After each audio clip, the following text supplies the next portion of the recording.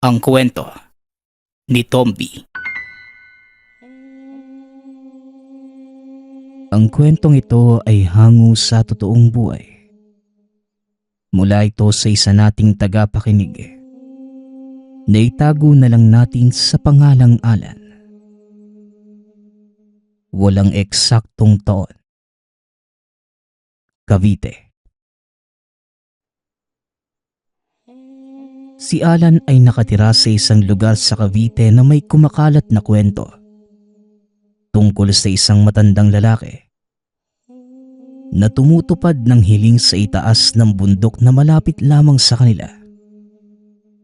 Nalaman ni Alan na interesado si Berto tungkol dito.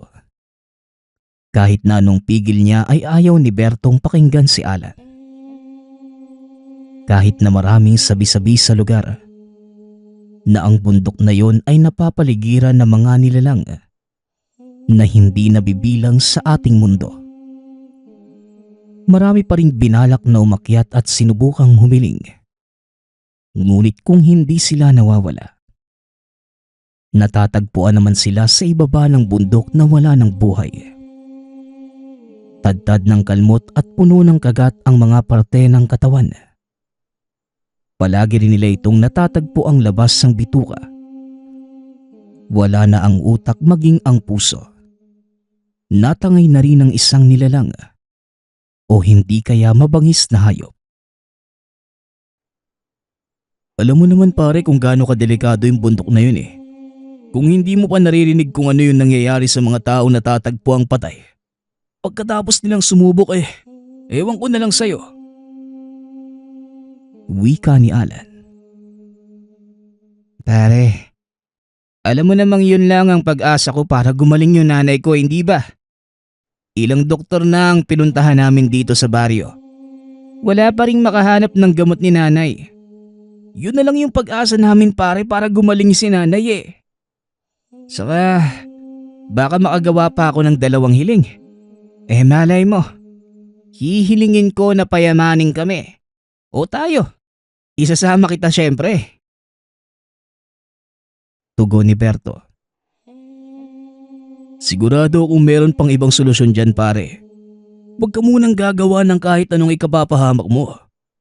Sa kayang kayamanan, mawawala yan at mauubos. Huwag ka nang magangad pa ng yaman pare. Unahin mo muna ang pagpapagaling sa nanay mo.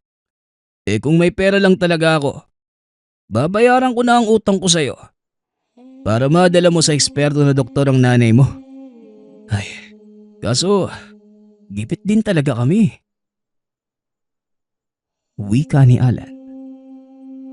Napailing na lamang si Berto bago tumayo at nagpaalam kay Alan. Nang makita ni Alan ang pagpasok ni Berto sa bahay, sumunod naman siyang tumayo at pumasok sa tahanan. Gabi na ng mga oras na yon. Hihiga na sana ito at matutulog nang marinig niya ang pagtatalo ng mga magulang. Iiling-iling siyang humiga sa kama. Sanay naman siya sa ganong tagpo. Simula pa lamang ganito na ang mga magulang. Pagkatapos ng away ay lalayasan sila ng ama at uuwi lamang matapos ang ilang araw. Kinabukasan, muli siyang kinausap ni Berto sa dating pwesto sa tapat ng ilog. O pare, maupo ka. Mukhang problemado ka. Anong nangyari? Tanong ni Alan.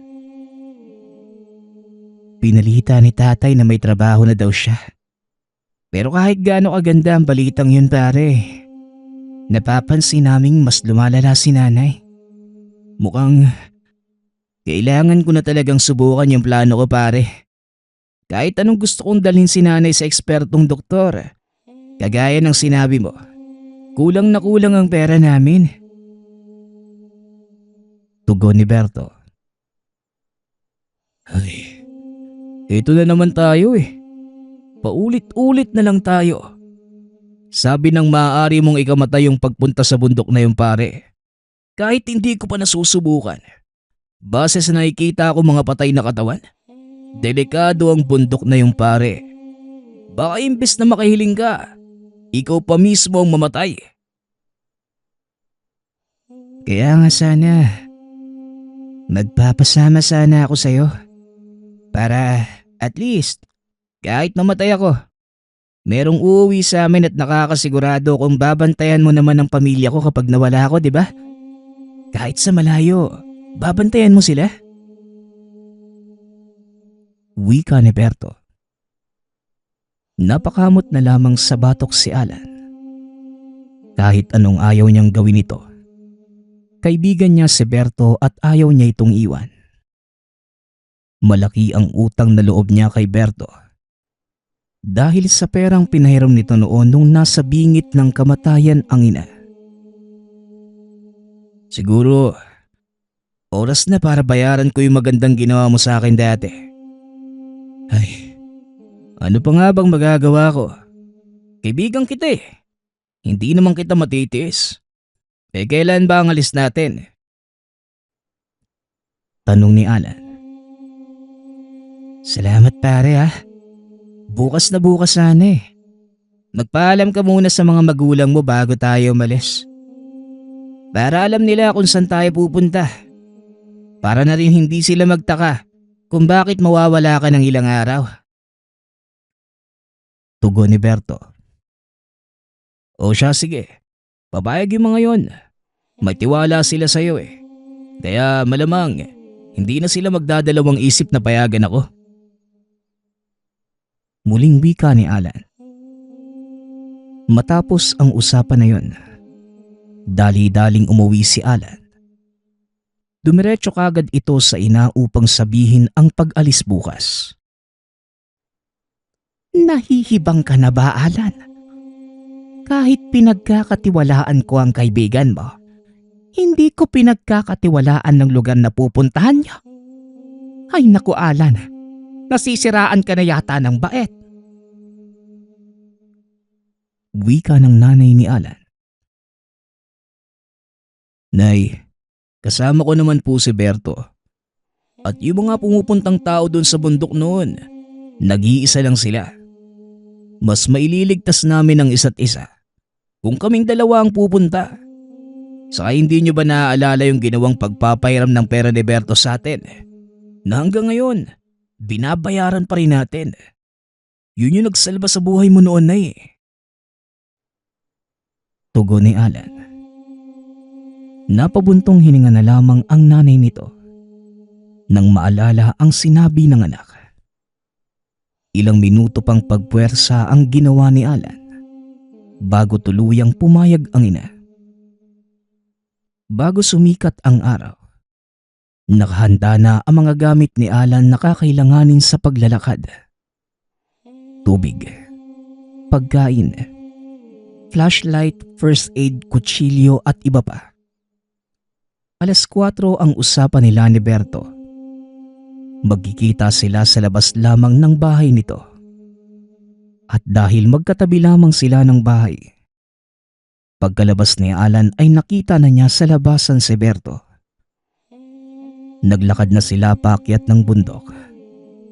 Maaliwalas ang hangin at talagang malamig ang simoy nito. Hindi rin kagaya ng inaasahan ni Alan na magiging masangsang ito dahil siguro sa mga nawawalang taong sumubok na akyatin ng bundok.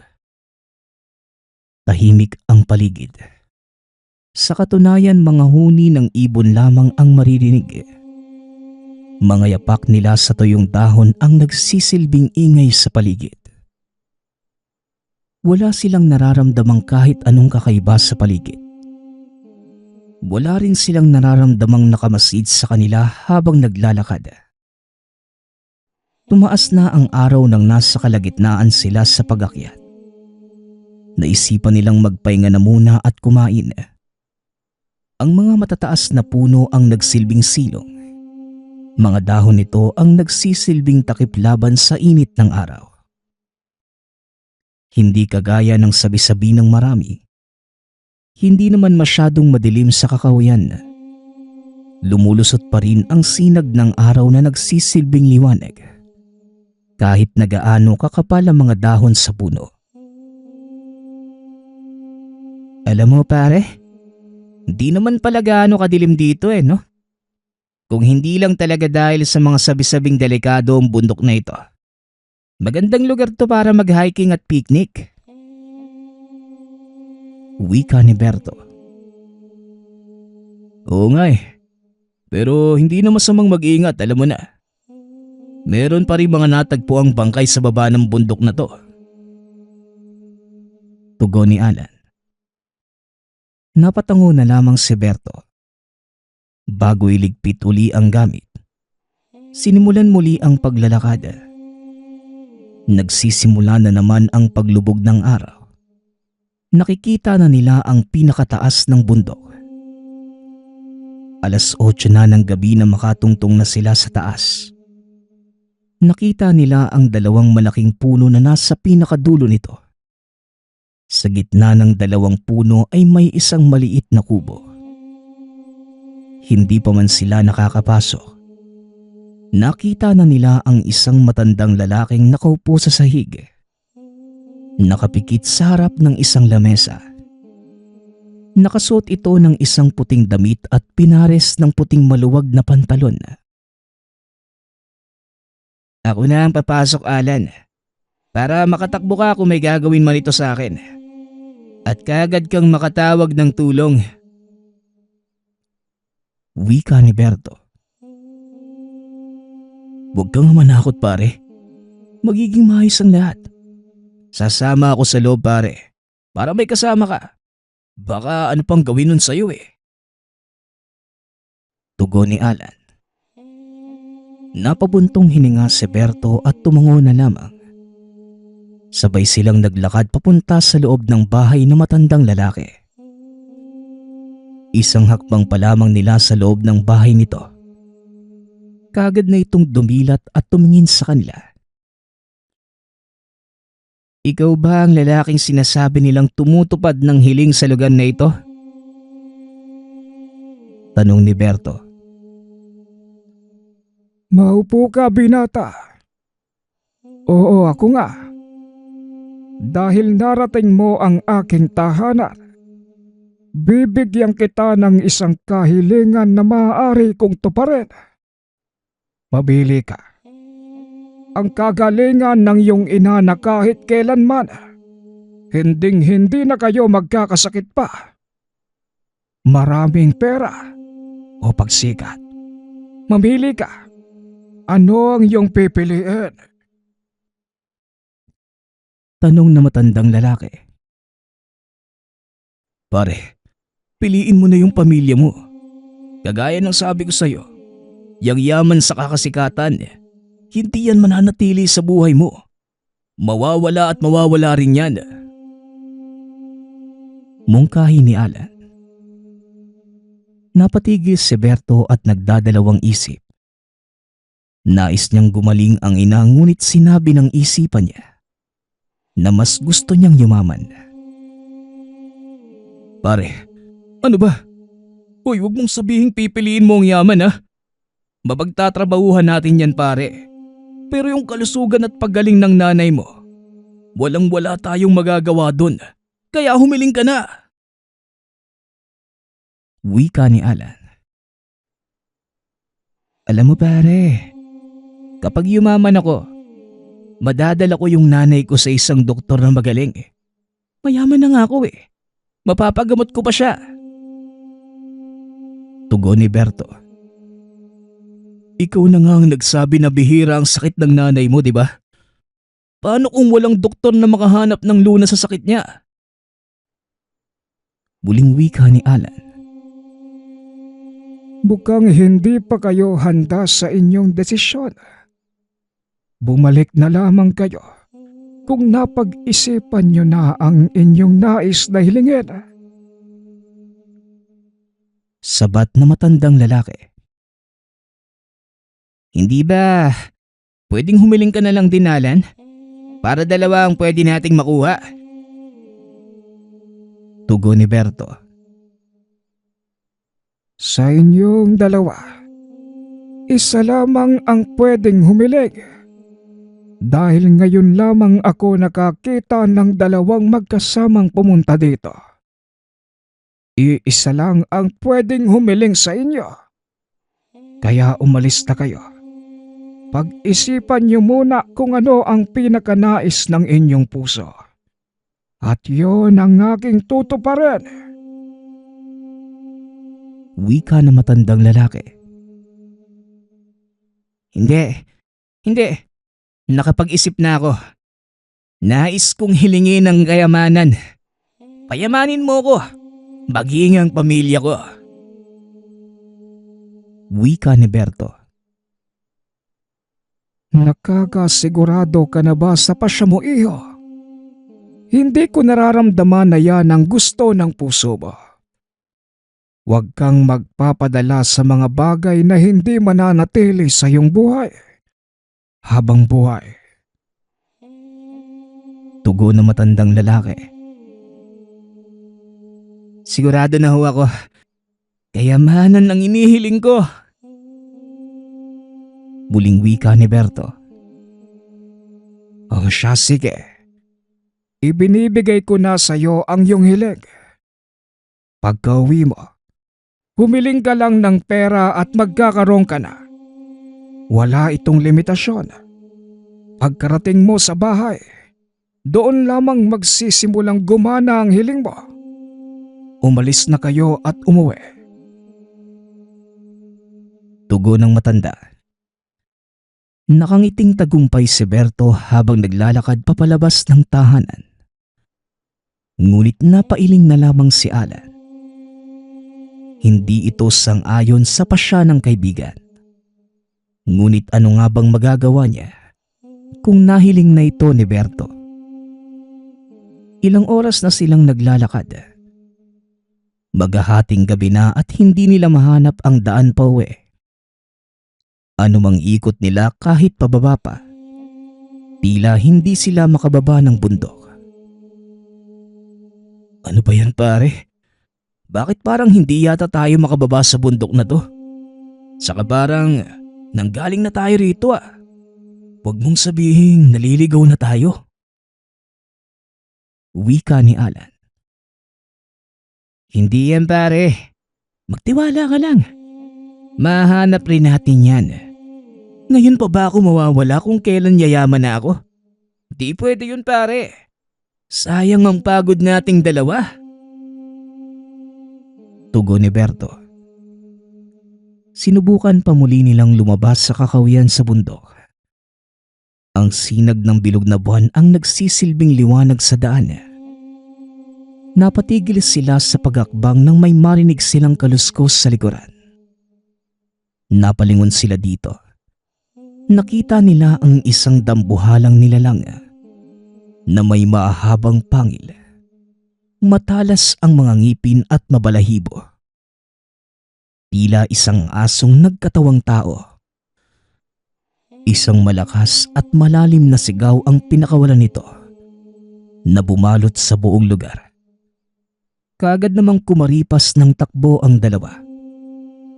Sa hindi inaasahang pagkakataon, biglang bumuhos ang malakas na ulan. Malakas na kulog ang nagsilbing ingay sa paligid. Kasabay ng mabilis na yapak ng nilalang na kanilang nakita. Sa hindi may paliwanag na dahilan, napuno ng usok ang kanilang dinaraanan. Habang sila ay nababasa dahil sa ulan, maging sa ingay ng kulog, hindi na nila narinig ang isa't isa. Lumiko si Alan sa kaliwa. Hindi na malayang lumiko si Berto sa kanan. Pare, tumakbo ka lang, pare. Naririnig ko siyang lumalayo. Maaari pa natin siyang matakasan. Sundan mo lang ako. Sigaw ni Alan. Ilang minuto pa ang tinakbo ng binata bago nilingon ng likuran. Napatigil siya nang hindi niya makita si Berto na nakasunod sa kanya. Dali-dali niyang nilibot ang paningin. Nawala na din ang mga mabibilis na yapak. Tila naligaw niya ito. O baka naman sumunod ito kay Berto. Nawala rin ang kaninang usok na bumalot sa lugar. Ngunit patuloy lamang ang pagbagsak ng ulan. Basang-basa man, sinubukan niyang bumalik kung saan siya nanggaling bago tumakbo. Ngunit dinala ito ng mga paa sa labasan at baba ng bundok. Paano ko nakalabas? Bumalik ako sa tinakbuhan ko eh. Tapos nakailang ulit na rin kaming umikot pero hindi namin mahanap ang labasan. Paanong nakalabas ako? Wika ni Alan sa sarili. Nagtatakang naglakad ang binata pabalik sa tahanan. Wala na ang mga dinala niyang gamit dahil naibagsak niya ito habang tumatakbo. 4:00 na madaling araw na mga oras na yon. Nagulat siya nang makita ang orasan. Hindi niya namalayang ilang oras na siyang tumatakbo. Tila pakiramdam ni Alan, minuto lamang ang tinagal ng kanyang pagtakbo. "Oh anak, bakit basang-basa ka?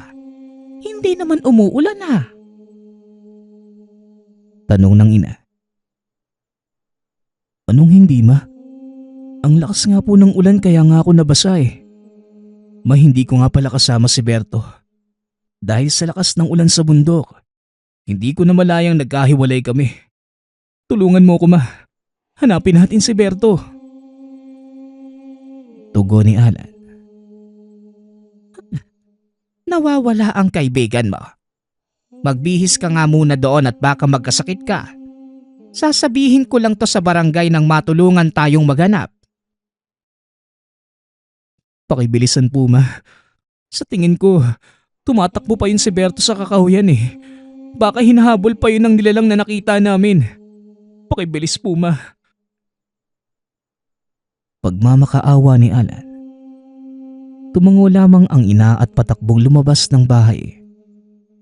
Kaagad na nagbuhos si Alan at nagbihis. Nang makalabas ng tahanan, nakita niyang hindi bababa sa 10 tao ang may dala ng kahoy na nagliliyab.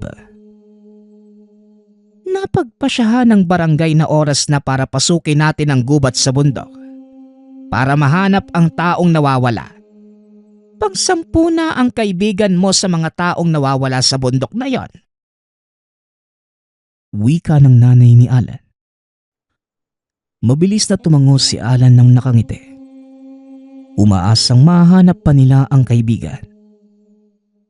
Ngunit 4 na araw na ang nakalilipas. Kahit anong hanap nila sa paligid ng kakahuyan, wala silang makita. Tila nagbalik na din ang pagiging payapa ng gubat. Wala ring bakas ng pag-ulan sa gubat dahil lahat ng dahon sa lupa ay tuyo. Nang makakyat din sila, wala na roon ang nakita nilang bahay kung saan nakatira ang matandang lalaki. Wala na rin ang 2 malalaking kahoy. Sumuko na lamang sila sa paghahanap nung 5 araw. Tila nawala lahat ng bakas na matandang lalaki. Maging ang bahay nito. Nasigurado si Alan na hindi siya nananaginip nang pumunta at pumasok sila doon. Hanggang sa ilang taon nang nakalipas, wala na ang mga magulang ni Alan at ni Berto. Tuluyang namatay ang ina ng kaibigan. Makalipas lamang ang ilang buwan ng pagkawala niya. Dahil sa lumalalang sakit, namatay din ang tatay ni Berto at mga magulang ni Alan dahil sa pagtanda at panghihina ng katawan. Wala na muling nagtangkapang umakyat sa bundok. Si Berto ang huling narinig niyang naging biktima. Hanggang sa napagpasyahan ni Alan na umakyat muli sa bundok kung saan nawala ang kanyang kaibigan. Makalipas ang ilang oras, nakarating na siya sa pinakaibabaw at nakita niyang muli ang bahay na matandang lalaki. Kagaya ng unang kita niya dito, ganun pa rin ang kasuotan at posisyon nito. Dali-dali itong kumatok at pumasok. "Maupo ka. Bakit ka naparitong muli?" May ihihiling ka ba? Maaari kang humiling ng isang beses dahil wala kang kasama. Tanong na matandang lalaki. Ang rason kung bakit siya nandito ay upang tanungin sana ito kung bakit bigla na lamang nawala ang kaibigan na parang bula. Ang hiling ko lang ho sana, magsabi ka sa akin ng totoo sa katanungan ko. Wika ni Alan. Sigurado ka bang yan na ang iyong hiling? Hindi mo ba gusto ang kayamanan, kasikatan o kapangyarihan na maaari kong igawad sa iyo? O kahit ano, maibibigay ko sa iyo ito. Tugon na matandang lalaki. Umiling si Alan. Desidido na ito sa kanyang hiling. Nararamdaman kong yan talaga ang iyong pinunta dito. Sige, maaari ka nang magtanong. Nakikita ko ang lahat ng bumababa at umakyat sa bundok na ito. Kaya alam ko rin ang lahat. Nasaan po ang kaibigan ko? Bakit bigla siyang nawala nang sinubukan namin siyang hanapin? Yun ba? Mas pinili ng iyong kaibigan ng humiling ng panandali ang kaligayahan. Mas pinili niyang sundin ang kanyang gusto kesa sa kanyang pangangailangan. Ang mga hiling na tinutupad ko lamang, ang tunay na hinihiling ng puso ng isang tao. Ngayon, wala nang makakahanap sa kanya. Maghihintay siyang may isang taong sumubok at muling humiling ng ninanais talaga ng puso niya. Bago ko pakawala ng iyong kaibigan, magiging kaparehas siya ng mga taong natatagpuan niyo sa baba ng bundok. Mawawalan siya ng buhay.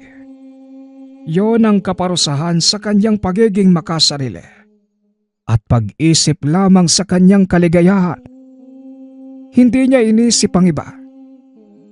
Makakalis ka ng ligtas sa bundok na ito. Gagabayan ka ng aking pagpapala upang mabilis mong mahanap ang daan palabas at walang humarang sa iyong pag-uwi. Humayo ka na. Lahat ng aking sinabi, hindi mo ipagkakalat sapagkat nais kong ang mga taong pumunta dito humiling ng isang bagay na talagang nais ng kanilang puso. Huling wika ng matandang lalaki. Bumaba si Alan sa bundok. Kagaya ng sinabi nito, mabilis siyang nakauwi. Mabilis na lumipas ang mga taon. Wala na siyang narinig pang nagbalak na umakyat sa bundok. Wala ring sumubok na galawin ito o hindi kaya putulin ang mga puno. Tila takot ang mga tao sa lugar. Habang tumatanda si Alan, hindi niya maiwasang ibalik ang mga alaalang pinagdaanan. Kasama ang mabuting kaibigan na sinamahan niyang humiling sa itaas ng bundok. Ang susunod nating kwento ay mula sa isa nating tagapakinig. Naitago na lang natin sa pangalang Darwin. Walang eksaktong taon. Probinsya ng Caloocan. Nang mga panahong ito, nagpunta ang binata sa tahanan ng pinsang si Daryl. May negosyo itong car wash at kinakailangan ng isa pang tao. Ayaw na nitong kumuha ng hindi kakilala. Nawala na ng tiwala pagdating sa ibang tao dahil noong kumuha siya, bigla itong pinagnakawan. Kaya't magmula noon, naging maingat na ito. Kasama ni Darwin sa trabaho ang isa pang pinsang si Gilbert. Parehas silang doon na nakatira. Mula alas 9 ng umaga hanggang alas 10 ng gabi ang bukas ng car wash. Sa unang araw ni Darwin, Nahirapan ito lalo na't kapag maraming nagpapalinis ng sasakyan. Pero kalaunan, nasanay na rin ang katawan. Noong unang tapak pa nga niya sa Caloocan, nanibago siya dahil mas maingay dito kumpara sa probinsyang pinanggalingan. Sa katunayan pa nga niya, mas marami at naglipa na ang mga tsismosa sa syudad. Naalala pa ng binata noong makita siya na nagkukumpulang mga nanay. Narinig niya ang pinag-uusapan na baka siya ang lalaki ni Daryl. Lingid sa kalaman ng mga ito, napinsang buo niya ang binata. Pero inaamin niya na kaya nasabi yon ng mga tsismosa dahil totoong tagilid ang pagkalalaki nito. Malalaman kagad sa tono ng boses at sa kilos ng katawan. Habang tumatagal, napapamahal na kay Darwin ang trabaho. Dahil bukod sa malaki ang pasahod, nagsisilbing ehersisyo na rin ito para sa kanya. Matrabaho din ang pagiging car wash boy. Kailangan ng karagdagang pagtsatsaga. Nang hapong yon, habang nililinis ni Darwin ang driver's seat, ito ang unang ginagawa kapag naglilinis. Maya-maya pa, bigla niyang narinig yung boses ng mga tsismosa at tumapat pa talaga sa tahanan. Sinamantala niya naman yon para makinig. Total wala pa ang may-ari ng sasakyan dahil meron itong binili. Kaya't huminto muna siya para makapagpahinga, para pakinggan din ang pinag-uusapan ng mga tsismosa. Maraming pinag-uusapan ang mga ito. Hindi lamang yung pinsan. Minsan ibang tao naman ang pinag-uusapan ng mga ito. Hindi alintana kung naririnig na pala ang mga sinasabi. Hanggang sa nagsimula na siyang makinig. Ayon sa isang matabang ale, yung kapitbahay nito ay nakakairita at dugyot. Palagi itong nakakalanghap ng nakakasulasok na amoy tuwing gabi. Hindi naman matukoy kung ano yun. Basta may ihahalin tulad ang amoy sa matapang na langis. Kasunod nun, palagi ring maingay na parang merong lumalangit-ngit na kahoy. Hanggang sa maya-maya pa, nakakarinig naman ng pagaspas ng ibon. Ayon naman sa kausap dito, baka merong alagang kalapate at tuwing gabi pinapalipad. Ngunit hindi kumbinsido ang isa pang kasama. Malakas ang kutob na merong tinatagong sikreto ang kapitbahay. Nakahinga ng maluwag si Darwin dahil hindi na pala siya ang pinag-uusapan ng mga ito. Ayaw na ayaw niyang maging laman ng usapan ng ibang tao. Hindi nagtagal, kagad umalis ang mga nanay na ito at lumipat na sa ibang pwesto. Sa kabila ng mga narinig, wala siyang ideya kung anong nais tumbukin ng ale. Inisip na lamang na baka meron itong galit kaya sinisiraan ang kapitbahay. Maya-maya pa, natanaw na niya ang may-ari ng sasakyan, kaya't ipinagpatuloy na niya ang ginagawa. Matapos linisin ang upuan, binasa niya ng tubig ang labas ng sasakyan kasama na ang bawat singit na mga gulong. Matapos sabunan, pinunasan ang buong sasakyan para matuyo. Ganun palagi ang ginagawa ni Darwin pero sa dami ng nagpapalinis, kadalasan sumasakit pa rin ang mga braso. Mabuti na lang, tinutulungan siya ni Gilbert ng sandaling yon. Mabilis na lumipas ang mga oras hanggang sa pagsapit ng 10:00 ng gabi. Nagsara na sila. Habang naghahapunan, nagtanong siya kung sino yung kapitbahay ng matabang ale na numero 1 tsismosa sa lugar. Ayun ba? Sa tuwing dadaan ako sa tirahan na matabang bruha na yun, nakikita ko ngang meron silang kapitbahay. Sa pagkakaalam ko, Mag-asawa yung nakatira doon eh. Minsan lang lumalabas kaya kung titignan ng tirahan nila, parang walang nakatira. Wika ni Daryl. Hindi naman lingid sa kalaman ng binata na pinag-uusapan rin siya ng mga ito. Kaya gano'n na lamang ang bansag sa matabang ale. Hanggang sa merong dinagdag si Gilbert. Ayon naman dito, noong nakainom isang gabi at habang naglalakad sa kalsada, nakasalubong niya ang mag-asawa kaya naman binati niya ito. Ngumiti naman ang dalawa at kumaway. Pero kitang-kita niya na nanlilisik ang mga mata nito. Hindi ko nga lang alam kung dahil lang ba sa kalasingan kung bakit ko yun nakita. Pero ang masasabi ko lang, nakakatakot yung itsura ng mag-asawa na yun. Mabuti na nga lang, wala silang ginawang iba sa akin eh. Dagdag ni Gilbert. Anong ibig mong sabihin?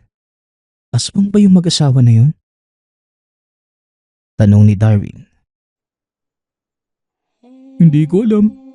Pero sa palagay ko, baka gano'n na nga. Kaya sila pinag-uusapan dahil baka sa pagiging kakaiba nila. Nagtataka nga ako kung bakit may ganitong uri sa syudad eh. Akala ko ba, sa probinsya lang meron? Tugon ni Gilbert. Nagulat silang dalawa ni Daryl. Pero sa huli, hindi siya naniwalang merong aswang. Dahil para sa kanya, sa liblib na lugar lamang matatagpuan at hindi sa matatao na gaya ng lungsod. Talagang lasing ka lang noon, Insan. Walang ganun dito. Masama ring maghinala ng hindi naman totoo. Wika ni Darwin. Matapos silang kumain, dumiretso na ang tatlo sa kani-kanilang silid para matulog. Nang sumunod na araw, saka na lamang naramdaman ni Darwin ang pananakit ng braso. Paano ba naman? Siya lang ang halos nagtrabaho sa car wash kahapon. Kaya naman nagpaalam muna siya kay Daryl na hindi muna magtatrabaho sa araw na yun. Gawa ng mabait na amo ang pinsan. Pinayagan naman siya nito. O sige Darwin, si Gilbert na lang muna ang bahala. Halos wala ka rin kasing pahinga magmula nang pumasok ka sa akin eh. Kaya ngayong araw, gawin mo muna ang gusto mo. Kung gusto mo, gumala ka naman. Maraming mapapasyalan sa Quezon City. Alam mo naman siguro ang mga sakayan, di ba? Wika ni Daryl. No, maraming salamat ah. Oo, alam ko yung sakayan papunta doon. Sa totoo lang, bala ko nga noong gumala eh. Sige Insan ha, mamamasyal na ako. Salamat sa day off. Tugon ni Darwin. Hindi nagtagal. Nagbihis na ito para gumala. Sumakay ito ng jeepney. Medyo malayo ang pupuntahan kaya't sa palagay niya, aabot ng 1 oras ang biyahe. Grabe ang traffic ng mga sandaling yun. Sa kalagitnaan ng biyahe, merong sumakay na matandang babae na sa tingin niya nasa 80 anyos. Napansin niyang nanlalaki ang mga mata nitong nakatitig sa kanya. Pero tumabi ito malapit kay Darwin. Ilang beses niya itong nahuling nakatitig. Bakas din sa mukha nito ang takot. Ilang sandali pa, dahil sa pagbaba ng mga tao ay kumonti na lamang ang natitirang pasahero sa jeep. Malapit-lapit na rin ang destinasyon ni Darwin. Hindi nagtagal. Merong ibinulong sa kanya ang matanda. Ayon dito, may mga nilalang na may balak kumuha sa kanya. Hindi nakasagot si Darwin ng mga sandaling yun. Dahil parang umurong ang dila sa labis na takot. Ramdam niyang nagsasabi ito ng totoo. Ngunit kung kailan may lakas na siya ng loob para magtanong, tsaka naman buwaba yung ale. Hanggang sa makarating sa mall na napuntahan. Palaisipan pa rin kung bakit sinabi yon ng taong hindi namang kakilala. Probinsyano ito kaya't naniniwala siya pagdating sa mga pamahiin. Kaya't na mga oras na yon, walang tigil sa pagkabog ang dibdib niya dahil sa pag-iisip ng mga negatibo. Habang tumatagal, mas lalong tumitindi ang balot na kilabot sa kanyang katawan. Pero kalaunan, in-enjoy na lamang niya ang sarili sa paglalaro sa mall. Kahit maubusan pa ng pera sa pagbili ng token, wala siyang pakialam. Basta't makalimutan lamang ang sinabi ng matandang yon. Matapos nito, nanood pa siya ng sine sa ikatlong palapag. 4 na oras ang tinagal noon dahil 2 palabas ang pinanood. Matapos yon, dito na lamang naalis ang pangamba sa puso. Naisip na baka isang baliw lamang yung matandang bumulong sa kanya kanina. Kaya't noong makauwi na ng tahanan, tuluyan ang kinalimutan ang sinabi nito. Hanggang sa mabilis na dumaan ang ilang araw, wala namang masamang nangyari kay Darwin. Ngunit isang gabi, biglang umulan ng malakas kaya't nagising ang binata. Bigla siyang napabalikwas nang maalalang meron nga pala siyang sinampay. Dali-daling lumabas para kunin ito. Nang mga sandaling yon, ramdam pa rin niya ang pagod dahil sa maghapong pagtatrabaho sa car wash. Noong itaas ang kamay para kunin ang damit, bigla na lang sumakit ang mga kalamnan. Ilang sandali pa ay patapos na sana sa ginagawa nang may makitang 2 naglalakihang ibon sa hindi kalayuan. Nakadapo sa sanga. Hindi niya alam kung bakit biglang bumigat ang pakiramdam. Siguro ay dahil alam niyang hindi pangkaraniwang ang mga ibon na yon. Saan ka ba naman makakita ng ibon na may sobrang lapad na tuka? Itim ang balahibo at nagliliwanag ang mga mata. Papasok na sana sa loob nang biglang lumipad palapit sa kanya ang isang ibon. Ang buong akala ng binata, katapusan na niya ng mga sandaling yun. Ramdam niya ang pagkapit na mga kuko nito sa kanyang likuran. Ilang beses din siyang tinuka na parang tinatangka siyang hatakin. Mabuti na lamang, nakapasok kagad siya ng tahanan. Tinignan sa harap ng salamin ng likuran. Napunit ang damit at nagtamo ng mababaw na sugat. Nakahinga ng maluwag dahil akala niya'y madadagit na siya ng nilalang. Ginamot na lamang ang sugat at napagtantong baka pakay siya ng mga aswang. Maaaring ito din ang tinutukoy ng misteryosong matanda na minsang nakasabay sa jeepney.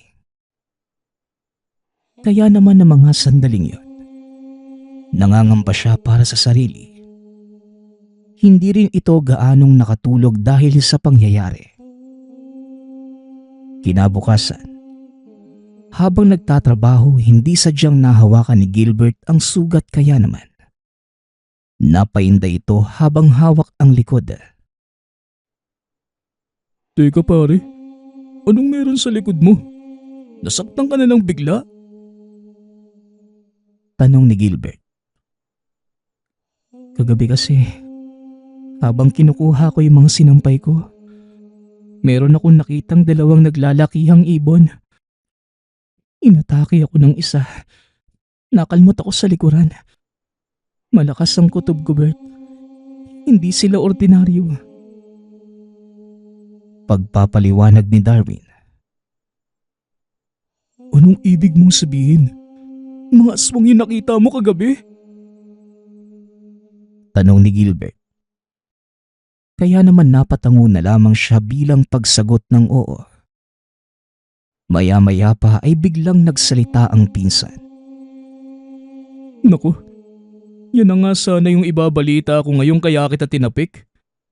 Kanina kasi, habang bumibili ako sa tindahan, Nakausap ko si Aling Corazon, yung anak ni Aling Ibet, yung matabang babaeng tsismosa. Biglang dinugo kanina.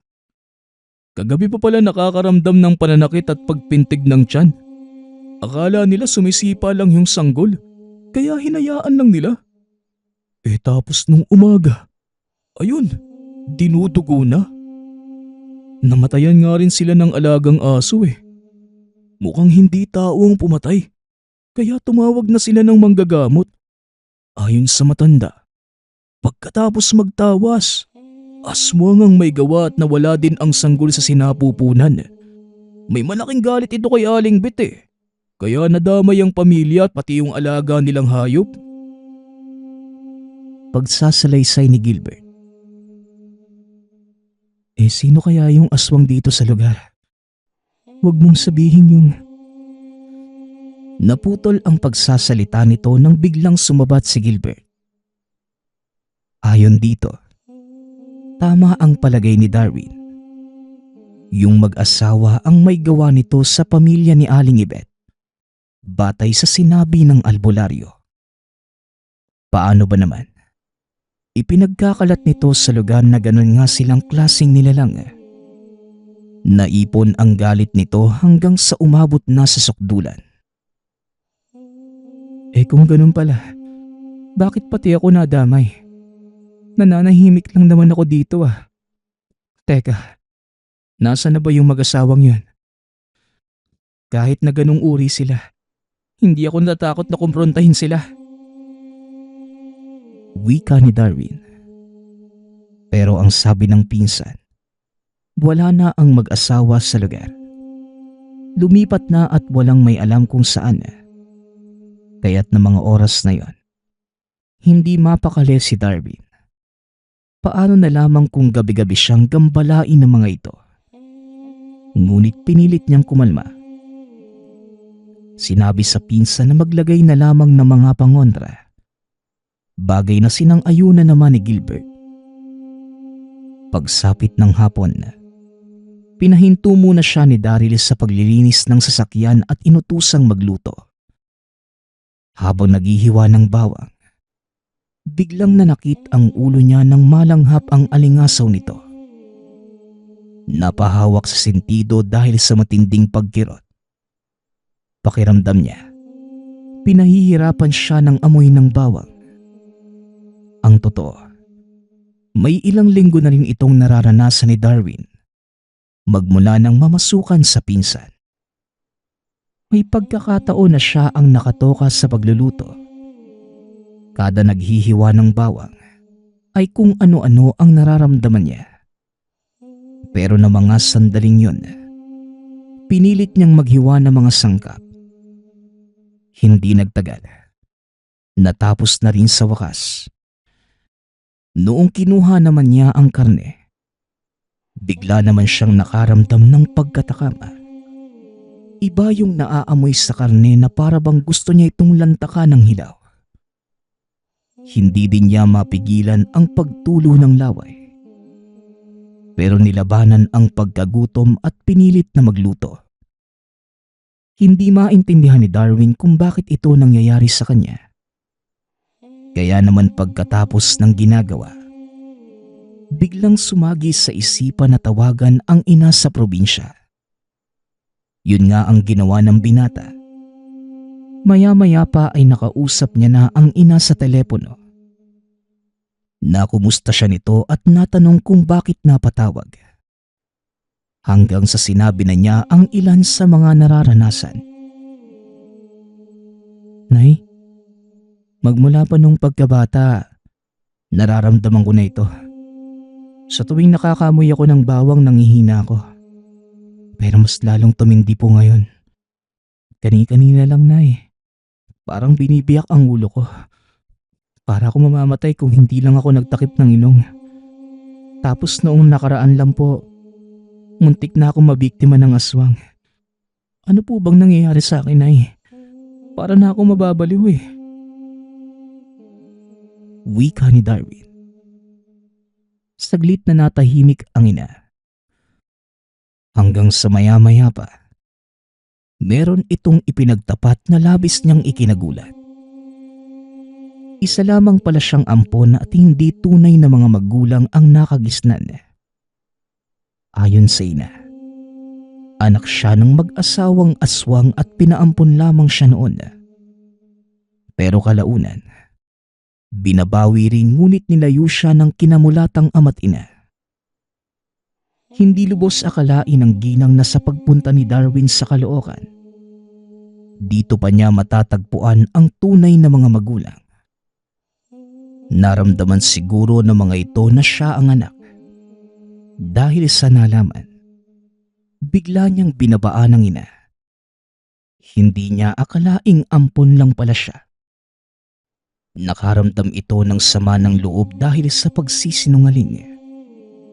Kaya pala magmula pa noon, meron na siyang napupunang kakaiba sa sarili. Nang mga oras na yon, hindi niya matanggap na meron siyang dugong aswang. Dito na pagtanto na kaya nagpakita ang dalawang malaking ibon. Hindi para biktimahin siya, kundi para kunin. Ng mga sumunod na araw, habang nagsasabo ng sasakyan, meron itong nasagap na balita kay Gilbert.